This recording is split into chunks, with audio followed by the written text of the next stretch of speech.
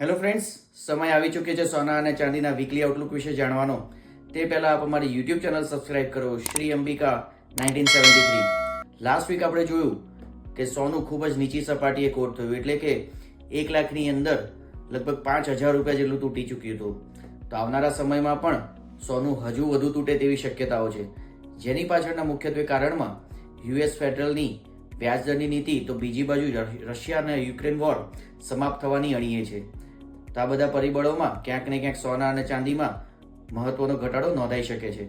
આવનારા સમયની વાત કરીએ તો સોનું લગભગ $3100 થી $3280, તો ચાંદી $31.30 થી $33.10 વચ્ચે રહે તેવી શક્યતા છે.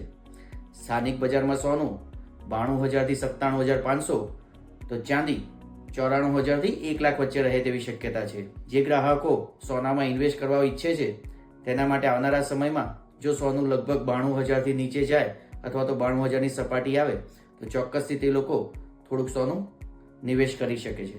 Thank you friends.